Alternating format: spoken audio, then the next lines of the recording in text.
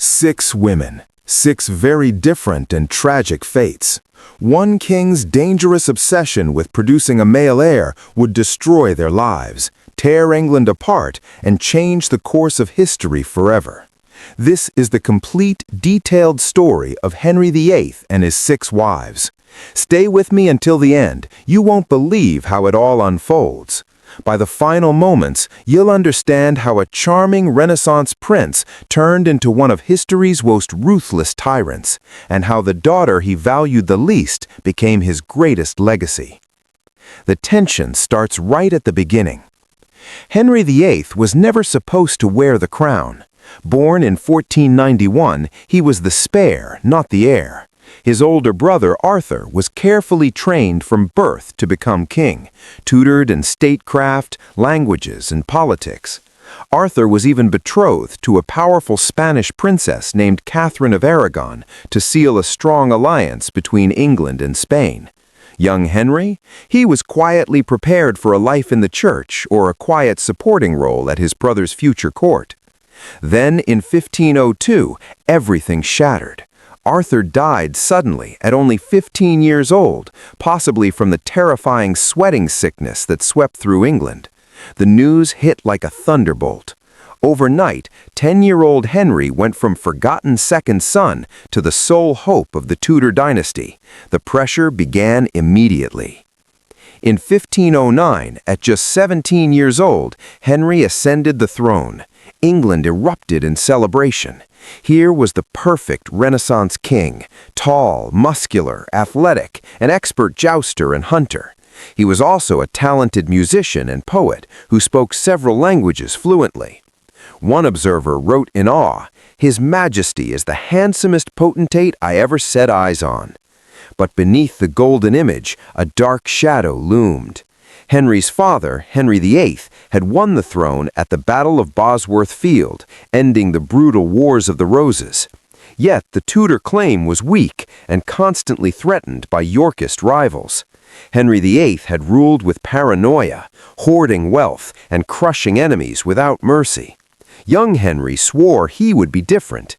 He craved glory, military victories, and a dynasty that would last for centuries.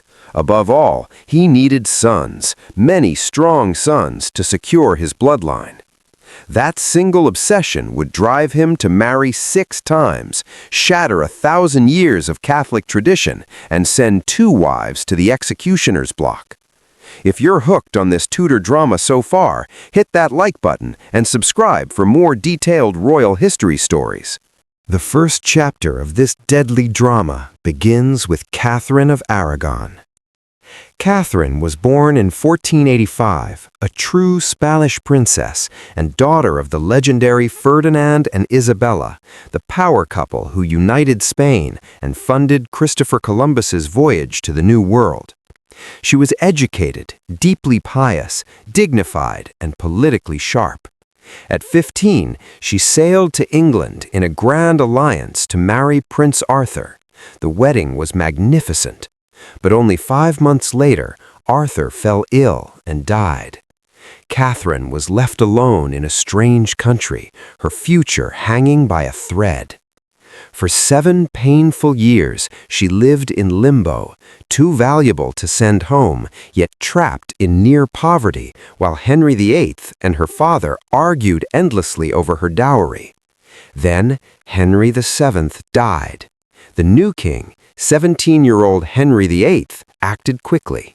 One of his first moves was to marry his brother's widow. It looked like a romantic rescue, but cold calculation played a big part, keeping the Spanish alliance and avoiding the return of the dowry. There was one huge problem. Church law strictly forbade a man from marrying his brother's widow. It was considered incest based on a verse in the book of Leviticus. Henry had to get special permission from the Pope. Catherine swore under oath that her marriage to Arthur had never been consummated. She was still a virgin. The Pope granted the dispensation. For the first 15 years, their marriage seemed genuinely happy. Catherine proved an intelligent and capable queen. In 1513, when Henry went to war in France, he left her as regent of England. While he was away, Scotland invaded. Catherine personally organized the defense. Her English forces crushed the Scots at the Battle of Flodden Field, killing King James IV.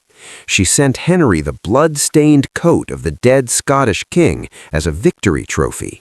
Everyone admired her strength and loyalty. But one terrible failure haunted them: sons. Catherine became pregnant at least 6 times. Miscarriages, stillbirths, and babies who lived only days or weeks followed one after another. The only child who survived infancy was a daughter, Princess Mary, born in 1516. In Tudor England, a daughter was not enough. The memory of the Wars of the Roses was still fresh. No one believed a woman could successfully rule without sparking civil war and chaos. Without a male heir, everything Henry's father had built could collapse. By the early 2015s, Catherine was in her late 30s, past normal childbearing age for the time. Henry's eyes began to wander. A new woman had caught his attention: Anne Boleyn. Anne was magnetic, sophisticated, and completely different from traditional English ladies. Educated at the glamorous French court, she was witty, stylish, and boldly self-confident. For 7 long years, Henry pursued her with passionate love letters, expensive gifts, and grand promises. Anne refused to become just another mistress. She demanded marriage. Henry became utterly obsessed. By 1527, he had convinced himself that God had cursed his marriage to Catherine. He kept quoting that Leviticus verse, "If a man shall take his brother's wife, it is an unclean thing. They shall be childless." He ignored the fact that he had a healthy daughter. In his mind, only sons counted. He launched what he called his Great Matter, demanding the Pope annul the marriage so he could wed Anne. But a massive obstacle stood in the way. The Pope was basically a prisoner of Catherine's powerful nephew, Holy Roman Emperor Charles V, who had recently sacked Rome. The Pope could not possibly annul the marriage of Charles's aunt without risking his own life and power. The legal battle dragged on for 6 agonizing years. Catherine fought back with quiet dignity and fierce determination. In 1529, called before the court at Blackfriars, she knelt directly in front of Henry. In one of the most powerful speeches in Tudor history, she defended the validity of their marriage, insisted her union with Arthur was never consummated, and appealed directly to Rome. Henry refused to even look at her. Her brave resistance only fueled his anger and pushed him toward radical action. If the Pope would not cooperate, Henry decided he would break with Rome entirely. In 1533, he secretly married Anne Boleyn while still technically married to Catherine. He appointed a new Archbishop of Canterbury who quickly declared the first marriage invalid. England officially broke from the Catholic Church. Henry declared himself supreme head of the Church of England. Catherine was stripped of her title, reduced to Dowager Princess of Wales, separated from her beloved daughter Mary, and sent to increasingly remote and uncomfortable castles. She never saw Henry or Mary again. For 3 years, Catherine lived in lonely exile in her adopted country. She refused to accept the annulment and continued signing letters as Catherine the Queen. She died in January 1536, possibly from cancer, possibly from a broken heart, at age 50. Her final letter to Henry ended with heartbreaking words: "Lastly, I make this vow, that mine eyes desire you above all things." When Henry heard of her death, he dressed in yellow, the color of joy, and openly celebrated. Some said it was relief. Others whispered it was guilt masked as triumph. Catherine of Aragon had been queen for 24 years, loyal, capable, and dignified. Her reward? humiliation, exile, and separation from her only child. Yet there was bitter irony ahead. Her daughter Mary would one day become queen. Now Anne Boleyn was queen, but the nightmare was far from over. Anne gave birth on September 7, 1533. The child was not the promised son, but another daughter, Elizabeth. Henry hid his disappointment, but Anne knew the danger. She had watched Catherine's fate. Pressure mounted. She needed to get pregnant immediately. More pregnancies followed, but each ended in miscarriage.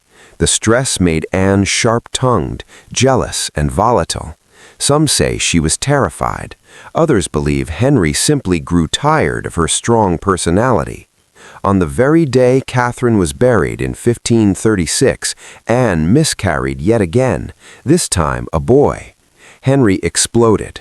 Some accounts say he burst into her chamber, shouting that God would never give him male children with her. Something inside him snapped. He now believed this marriage was also cursed. Thomas Cromwell began building a monstrous case against Anne, adultery with 5 men, including her own brother George, and plotting the king's death. The charges were almost certainly false, the timelines made no sense, but truth no longer mattered. Henry wanted her gone. Anne was arrested and taken to the Tower of London, the same place where she had stayed in luxury before her coronation just 3 years earlier. Now she was a prisoner facing treason. The 5 accused men were tried and executed first. Then Anne faced a court of peers, including her own uncle. The verdict was decided before the trial even began. Guilty. On May 19, 1536, Anne was led to the scaffold on Tower Green. She wore a gray damask gown with an ermine mantle and white coif. Her speech was careful and diplomatic. She praised the king and asked the crowd to pray for her. Her final words were a prayer for God's mercy on her soul.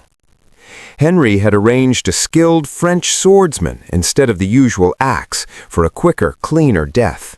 One strike, and Anne Boleyn was gone at about 35 years old.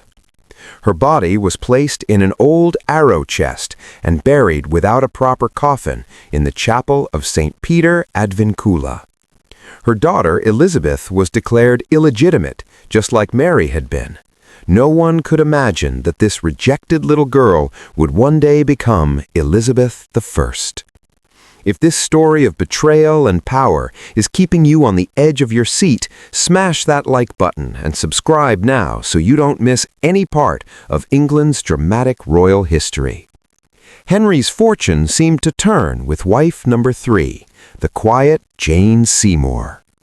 If Anne was fire, Jane was calm water, pale, soft-spoken, demure, and submissive. She had served as lady-in-waiting to both Catherine and Anne, quietly learning from their downfalls. When Henry's attention turned to her in 1535, she played her role perfectly. When he sent her a letter and purse of gold, she returned them untouched, saying she was an honorable gentlewoman who valued her virtue above all. Exhausted by Anne's temper, Henry found Jane irresistible. The day after Anne's execution, they were betrothed. 11 days later, on May 30th, 1536, they married quietly. No grand coronation. Jane had to prove herself first by giving Henry a son. For over a year, nothing happened. Henry grew anxious again. Then, in early 1537, Jane became pregnant. This time, the pregnancy progressed smoothly. Prayers rose across the kingdom. On October 12, 1537, after 2 days and 3 nights of agonizing labor, Jane gave birth to a healthy son, Edward. Henry finally had his male heir. The celebrations were wild. Bonfires blazed, church bells rang non-stop. Henry wept with pure joy. After nearly 28 years and 3 wives, his dream was realized. But joy turned to horror. Jane developed childbed fever. For 12 days she lingered, fading in and out of consciousness. On October 24th, 1537, at about 29 years old, Jane died. Henry was devastated. Of all his wives, he mourned Jane the most. He wore black for months and was later buried beside her at Windsor. She remained perfect in his memory because she died before he could grow tired of her. After mourning, Henry, now 46, overweight and suffering from a painful ulcerated leg, turned to politics for wife number 4, Anne of Cleves. His chief minister, Thomas Cromwell, pushed for a marriage alliance with Protestant German princes. The Duchy of Cleves offered a suitable princess. Henry, who had never met her, sent the great painter Hans Holbein to create her portrait. He liked the serene image and approved the match. A treaty was signed. Anne arrived in England on New Year's Day, 1440. Henry, ever the romantic, decided to surprise her by disguising himself as a messenger. He burst into her room while she watched bear baiting. Anne did not recognize the large, foul-smelling stranger and reacted with confusion and fear. Humiliated, Henry stormed out, changed into royal clothes, and tried again. The damage was done. That night he bitterly complained to Cromwell, calling Anne a Flanders mare, claiming she was plain, smelled bad, and held no attraction to him. But the treaty was binding. The wedding took place on January 6, 1440. Henry refused to consummate the marriage. For 6 humiliating months, the union limped along. Finally, Henry found an exit, non-consummation, and a claimed pre-contract from Anne's past. In July 1440, Henry asked Anne to agree to an annulment. Wise Anne looked at the fates of Catherine and Anne Boleyn and chose survival. She agreed without resistance. In gratitude, Henry gave her a generous settlement, castles, manors, and a large income. He called her his beloved sister and gave her high status at court. She lived comfortably in England for the rest of her life, outliving Henry by 10 years, the only wife with a truly happy ending. Cromwell paid the price for the failed match and was executed on July 28, 1540. That same day, Henry married wife number 5, the young and lively Catherine Howard. Catherine was probably 17 or 18, pretty, vivacious, and full of energy. Henry, nearly 50, fat and in constant pain, fell head over heels. He called her his rose without a thorn and showered her with gifts, lands, and jewels. For a short time, she made the aging king feel young again. But Catherine was inexperienced and had a hidden past. She had grown up with little supervision and had earlier romantic involvements with a music teacher and a man named Francis Durham, who even called her his wife. Soon after marrying Henry, she began a dangerous affair with Thomas Culpeper, a gentleman of the king's chamber. In November 1541, while Henry prayed, Archbishop Cranmer handed him a letter revealing everything. At first, Henry refused to believe it, but investigations, questioning, and threats of torture uncovered the truth. Henry wept in rage and humiliation. Catherine was arrested and confined. No formal trial, Parliament simply passed a bill of attainder declaring her guilty. Her lovers were executed first. On February 13, 1542, Catherine, aged about 19, was taken by barge to the Tower. Legend says she practiced laying her head on the block the night before to face death with dignity. The next morning she was beheaded on Tower Green, along with her lady-in-waiting, Jane Boleyn. Her last words asked to be remembered in prayers. Henry never mentioned her again. 2 wives executed. Henry had 1 marriage left. By 1543, Henry was 52, massively obese with a 50-inch waist, barely able to walk, his leg ulcer constantly oozing and stinking. He needed care more than romance. Wife number 6 was Catherine Parr, 31 years old, educated, twice widowed, and intelligent. She had been in love with Thomas Seymour, but could not refuse the king. They married quietly on July 12, 1543, at Hampton Court. Catherine became nurse, companion, and stepmother. She tenderly cared for Henry's rotten leg, read to him, discussed theology, and, crucially, reconciled him with his daughters Mary and Elizabeth. In 1544, she helped restore both girls to the line of succession after Edward. Catherine was a committed Protestant and even published books, the first Queen of England to do so under her own name. Her religious views nearly cost her life. In 1546, conservative enemies drew up heresy charges and secured an arrest warrant. Catherine learned of the plot just in time. She humbly approached Henry, tearfully explaining she only debated to distract him from pain and to learn from his superior wisdom. Henry was pleased and called off the arrest, scolding the guards as fools. Catherine survived. Henry died on January 28, 1547, at 55. She quickly married Thomas Seymour and finally found love. But in 1548, at 36, she gave birth to a daughter and died days later of childbed fever. Henry believed his legacy was safe with son Edward, but Edward VI died at 15, childless. Mary I, daughter of Catherine of Aragon, ruled for 5 bloody years trying to undo the Reformation. Then Elizabeth I, Anne Boleyn's daughter, the child Henry had dismissed, reigned for 45 triumphant years. She defeated the Spanish Armada and ushered in England's Golden Age. The daughter Henry valued least became his greatest achievement. If you're enjoying this detailed journey through Henry VIII's turbulent life and the fates of his 6 wives, hit like, subscribe, and turn on notifications so you never miss future royal history videos. Which wife's story shocked you the most? Drop your thoughts in the comments. For even more in-depth English monarchy content, thanks for watching. See you in the next video.